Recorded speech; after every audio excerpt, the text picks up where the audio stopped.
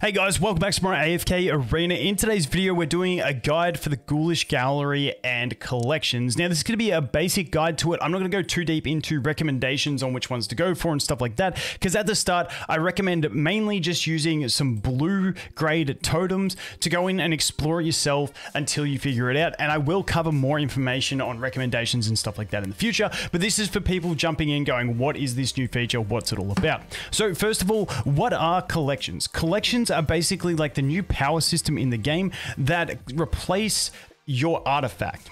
Now the catch is, if you remove them, you got to pay, and you want to apply another one within 24 hours, you got to pay some diamonds. I think it's about 100 diamonds, which is annoying, but it's a thing.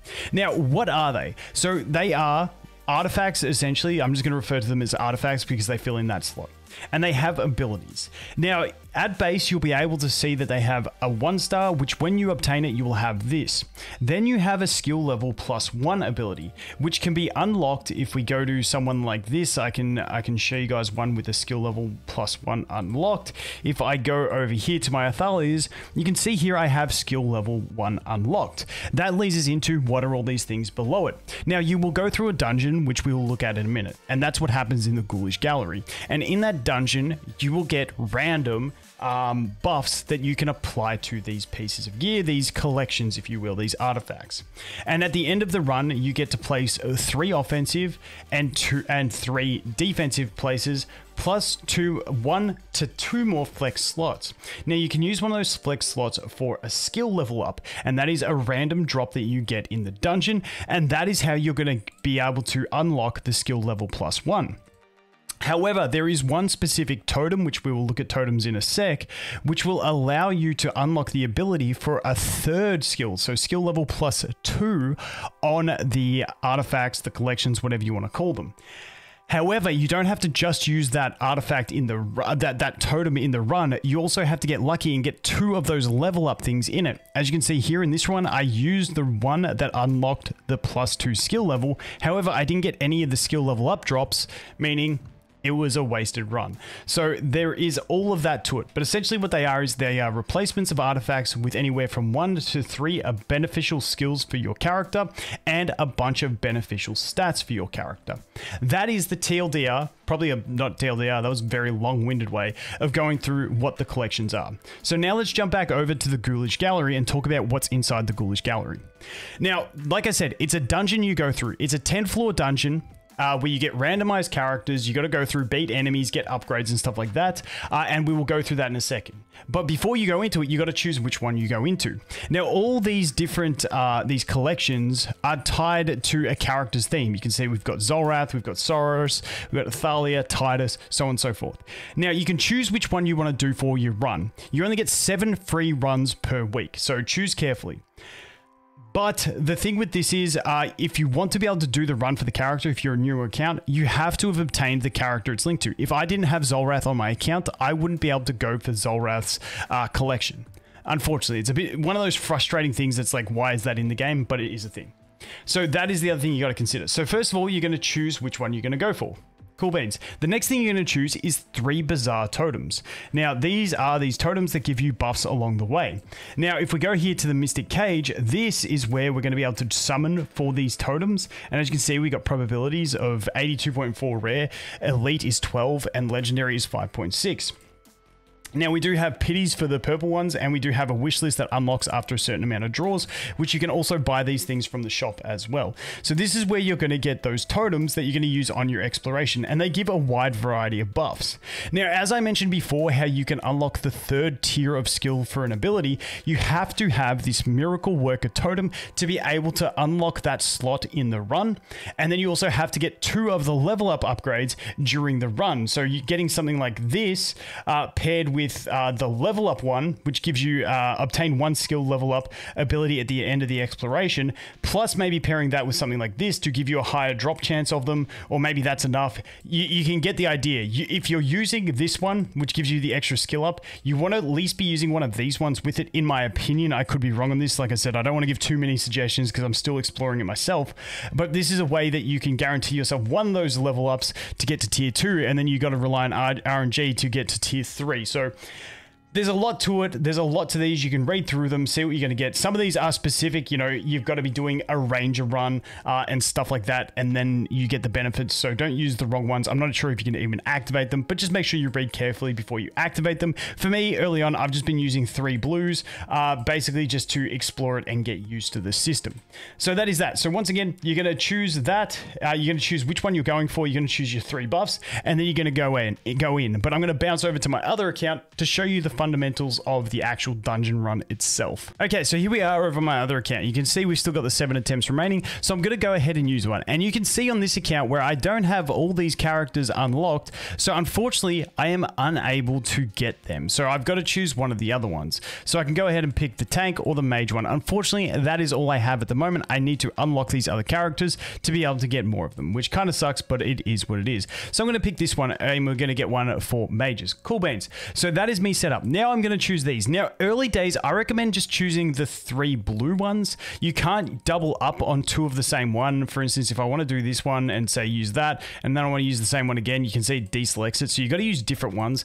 Early days for people, maybe with your first week of tries, go for these until you get more comfortable with the system and what you want. These will net you basically worse quality in your whatchamacallums, the collections, dude. The collections name just trips me out. But at least then you won't be just burning too many into something when you're not sure exactly what you want to go for. And then it will allow you to get the achievements, which allows you to summon more of these things. So you can do that, or you can just go YOLO it and try and figure out what you think the best ones are and go for that. But just keeping in mind, when I do it, I kind of want to get a god tier set of gold ones, of legendary totems, and then do like a god tier run and try and get the absolute best. So that's why at the moment I am still just going ahead and using the blue ones because it's just a comfortable way for me to go ahead and do it. And if RNG makes things good, then happy days. So you're going to jump in, and then we're going to start exploring.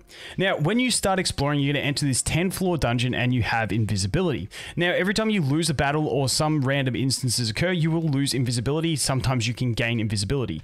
If your invisibility reaches 0, you end the run, or if you clear the 10th floor before your invisibility reaches 0, that's when you end the run. Now, along the way, you're going to summon. You get random characters. This is random every time, and it's different every time. Now, what I have had some success with is trying to go for a faction.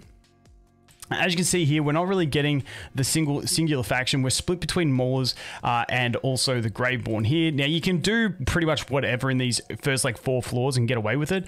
But as you go along, you'll be able to upgrade and obtain new characters. Now, the RNG in this can get incredibly infuriating. But along the way, you will get these extra buffs. Shielded allied heroes deal 50% plus 50% damage. We've got this one, allies at 15% attack and 15% defense rating when you got the same faction. So these same factions ones are the kind of ones I kind of look for. There's some of these individual ones that are good, but you need specific characters to make use of that as such. So I'm going to go over here like this and pick up that, because I'm going to try and pick up factions, but it's all RNG along the way with what you go. But like I said, first few floors are just about ironing out what team you want to go. And as you'll see here, and then once we get upgrades, I kind of look to upgrading characters before anything else, unless there's an absolute god tier character, because you just start needing that power.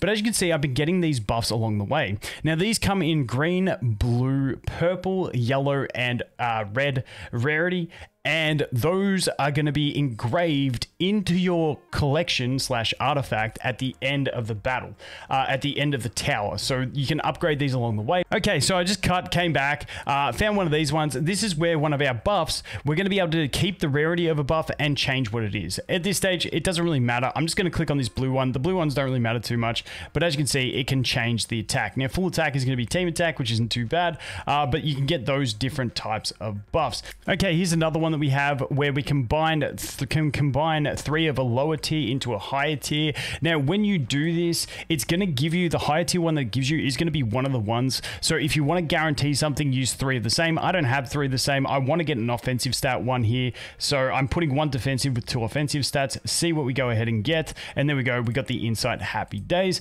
Once again, I'm going to come back and we'll see how we're going. Okay, so once you finish the run, this is the screen you'll come up to.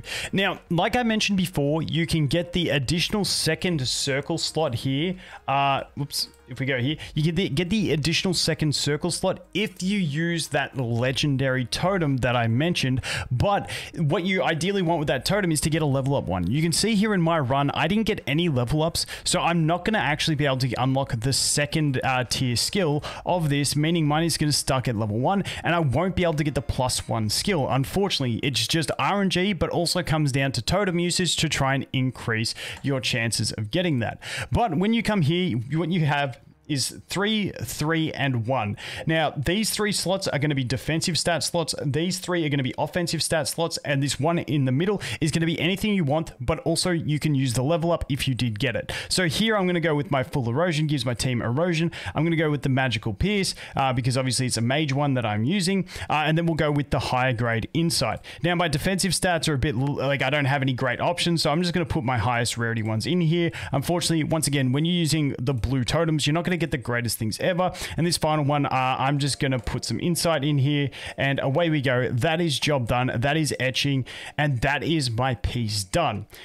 And that is essentially what the piece is. And unfortunately, I didn't get the upgrade, but hey, that's why you only get 7 attempts per week, and they're going to keep you coming back to get more, and that is the basic process. Now, the one other thing that I did want to mention is that then you can go ahead and equip these things onto characters. Just note, you get one free equip to that character, and then if you try and do equip another one to them within 24 hours, it is going to cost you 100 diamonds, which is very, very annoying, I agree, but it is a system that nonetheless you have to pay attention to. So it's kind of annoying that you can't swap them freely like artifacts, even though they are in the artifact slots, but they do have that cost involved with them, just so you guys know. And that is the basics to the Ghoulish gallery. Like I said, just a total recap: you select the collection you want to go for, you select the totems that you want to use for buffs, then you jump in, you do the run, you clear it, get as many benefits as you can, and then engrave them or etch them as they call it at the end. And that is the quote-unquote